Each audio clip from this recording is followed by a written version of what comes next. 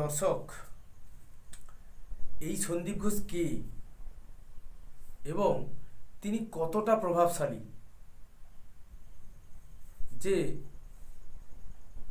রাজ্য সরকারের তৈরি যে সিট, সেই সিটের যে তদন্ত প্রক্রিয়া অত্যন্ত 4 দিন চলেছিল। 4 দিন, সেই 4 দিনের মধ্যে একবারের জন্যও সন্দীপ ঘোষকে জেরা কিন্তু করেনি, 1 মিনিটের জন্যও করেনি।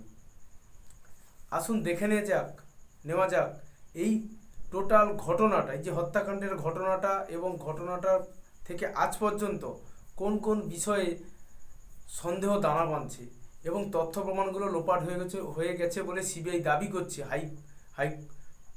হাইকোর্টও করেছে, সুপ্রিম কোর্টও করেছে, সিবিআইও আশঙ্কা প্রকাশ করেছে। কোন সেই জিনিসগুলো বা প্রশ্নগুলো বা যে পয়েন্টের উপর ভিত্তি করে আজ পর্যন্ত তদন্তের অগ্রগতি এবং তার ফলাফল যেগুলো বেরিয়ে আসছে, সেগুলো নিয়ে আজকের এই বিশ্লেষণটা করব। একটি মেডিকেল কলেজের সুপার, যার নেতৃত্বে মেডিকেল কলেজটি চলছে, তার কলেজে কর্তব্যরত একজন ডাক্তারের নৃশংস হত্যাকাণ্ড ঘটার পরও সন্দীপ ঘোষের পক্ষ থেকে এফআইআর করার প্রয়োজন ছিল, কিন্তু তিনি করেননি। কেন তিনি করেননি? কেন তিনি চুপ করে থেকেছেন?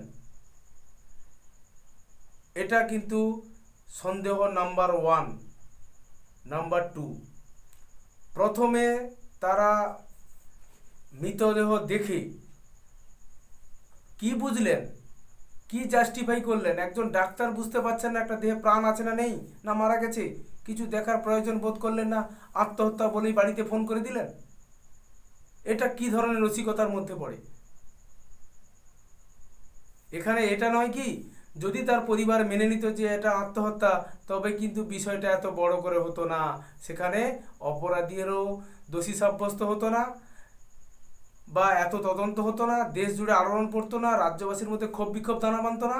আত্মহত্যার তথ্য যদি একবার ক্লিক করে যেত, তবে কিন্তু আর কোনো তদন্তের প্রয়োজন হতো না, এত ক্ষোভ বিক্ষোভের প্রয়োজন হতো না। যেই তিমিরে থাকতো ষড়যন্ত্র, সেই তিমিরেই থেকে যেত। সেই ষড়যন্ত্রের যে ঘটনা, যে নির্দেশ বা তদন্তের যে স্বার্থে যেটা উঠে আসার কথা, সেটা উঠে আসতো না। কিন্তু আজকের বলছে না, পাপ কখনো আপনি লুকোতে পারবেন না, পাপ কিন্তু বেরিয়ে পড়বে। আপনাকে একদিন এই পাপই গ্রাস করবে এবং আপনাকে ওখান থেকে নামিয়ে দেবে। যে উচ্চতায় আপনি উঠেছিলেন, সেই উচ্চতা থেকে কিন্তু আপনাকে নামিয়ে দেবে। আপনার রাজধর্ম পালন করার কথা, কিন্তু সেখানে রাজধর্ম পালন করছেন না, কোথাও সেই প্রমাণ দেখা যাচ্ছে না। বারবার যে তত্ত্বটা উঠে আসছে, আড়াল করো, চাপিয়ে দাও, লুকিয়ে দাও, এই ধরনের সমস্ত প্রবণতা কিন্তু এখানে উঠে এসছে। যেখানে ময়না তদন্তের রিপোর্টে বলা হচ্ছে ধর্ষণ এবং শ্বাসরোধ করে তাকে খুন করা হয়েছে, এই রিপোর্ট আসার পরও সুপার সন্দীপ ঘোষের পক্ষ থেকে কোনো খুন ধর্ষণের অভিযোগ এনে পুলিশের কাছে মামলা রুজু করার কোনো নির্দেশ যায়নি। তবে কি তারা সবাই চেয়েছিল বিষয়টা যাতে আত্মহত্যা তত্ত্বেই খারিজ হয়ে যায়। আত্মহত্যা বলে দেবো পরিবারকে একটা ক্ষতিপূরণ দিয়ে দেবো, পরিবারও মেনে নেবে, ব্যাস।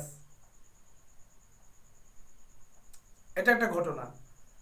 আজকে একটা জায়গা ভাবুন দর্শক, মেডিকেল কলেজ, যেখানে রুগীরা সেবা নিতে যায়, ভালো হতে চায়, সুস্থ হয়ে বাড়ি ফিরতে চায়, যাদের হাতে ন্যস্ত সেই ডাক্তারের নৃশংস হত্যাকাণ্ড ঘটে যাচ্ছে। এরা কতটা ডেসপারেট, কতটা পরিমাণে নৃশংস হতে পারে? যারা এই হত্যাকাণ্ডের সঙ্গে জড়িত, কারোরই রেওয়াত পাওয়া উচিত নয়। মেডিকেল কলেজের মতো একটা প্রতিষ্ঠান, যেখানে একজন ডিউটিরত ডাক্তারের নৃশংস হত্যাকাণ্ড ঘটে এবং সেটাকে আত্মহত্যা বলে চালিয়ে দেয়, এই যে তবে এরা কতটা প্রভাবশালী দর্শক ভাবুন। কি প্রবণতা, কি হিংস্র প্রবণতা, যে এখানে হত্যাকাণ্ড ঘটিয়ে দেব, তাতেও কিছু যায় আসবে না। তবে এরা কতটা প্রভাবশালী দর্শক, এটা ভাবুন। তথ্য প্রমাণ লোপাটের জন্য কতটা ষড়যন্ত্র বিস্তার করেছে, প্রশাসন লেভেলেও বিস্তার করে গেছে।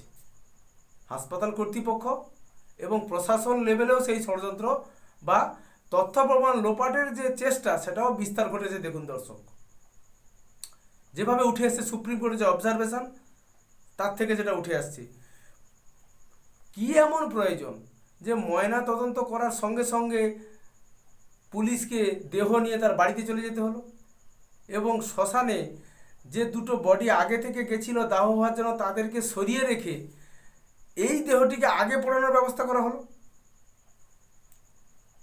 সন্দেহ নম্বর 4,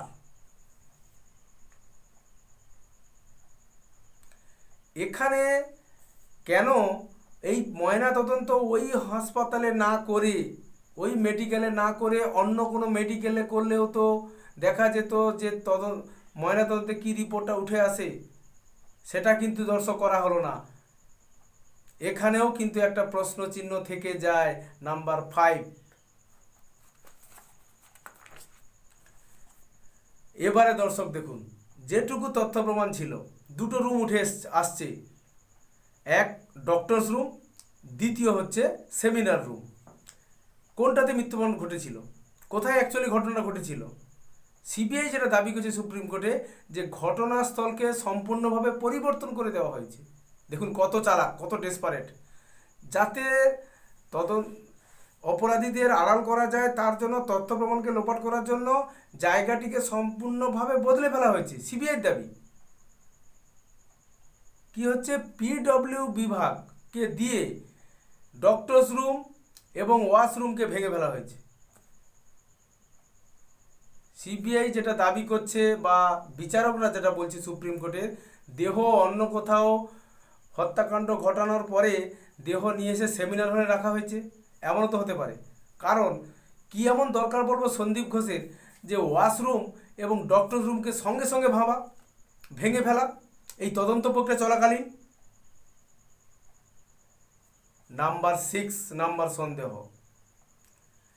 এবং বাবা মাকে জানানোর পরে বাবা মাকে 3 ঘন্টা ধরে বসিয়ে রাখা হয়েছে, দেহ দেখতে দেওয়া হয়নি। কারণ কি তারা কি দেখে ফেলবে, কি দেখে ফেলবে তারা যে তাদেরকে দেখতে দেননি? কি কারণে? তারা তো বাবা মা, তারা তো দেহের ওয়ারিস, তাদেরকে দেখতে দেবেন না? এ কি তদন্ত প্রক্রিয়া? বাবা মা গেলে তদন্ত প্রক্রিয়া নষ্ট হয়ে যাবে, অথচ ডক্টরস রুম সেমিনার টোটাল খোলা, যে কেউ অবাধভাবে যাচ্ছে, কোনো কর্ডন নেই, কোনো সংরক্ষিত ব্যবস্থা নেই, তাও চলছে। এই যে 3 ঘন্টা বাবা মাকে দেখতে দেওয়া হয়নি, এটা কি কারণে হয়েছে? এটা কিন্তু সন্দেহ নাম্বার 7। 14ই আগস্ট দর্শক আরও একটা জিনিস দেখুন, আমি তদন্ত প্রক্রিয়ার গতি প্রকৃতি নিয়ে আলোচনা করছি, কি হতে পারে, কি হয়েছিল বা হতে পারে বা হয়তো ঘটেছিল, এটা নিয়ে বিশ্লেষণ করছি। 14ই আগস্ট নারী সমাজের, নারী শক্তির জাগরণের মধ্য দিয়ে রাত দখল ঘটেছিল কলকাতার শহরে, মফস্বলের রাস্তায়, প্রত্যেকটি জায়গায় মহিলাদের নবজাগরণের আন্দোলন ঘটেছিল।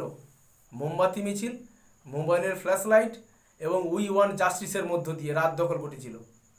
ঠিক রাত 12টা 30 কিছু লুম্পেন, কিছু সমাজবিরোধীর দ্বারা আরজিকর হাসপাতালে ভাঙচুর ঘটানো হয়। কানেকশন দেখুন দর্শক, কিভাবে ঘটলো? এই সময় এরা কারা, কোথা থেকে এসে আরজিকর ভাঙার মতো এত তৎপরতা দেখালো? তবে কি এটা অনুভব করতে হবে, আমাদের অনুমান করতে হবে, তখনও পর্যন্ত কিছু তথ্য প্রমাণ থেকে গেছিল। এখানে আরজিকর কলেজের যে হাসপাতাল কলেজের যে প্রাক্তন সুপার, যে ডেপুটি অ্যাসিস্ট্যান্ট সুপার ছিলেন আক্তার আলী, তার যে অভিযোগ ছিল, তিনি 15 দফা মারাত্মক অভিযোগ এনেছেন সুপারের 2023 সালে, তার কিন্তু কোনো তদন্ত হয়নি দর্শক। কিন্তু কেন হয়নি?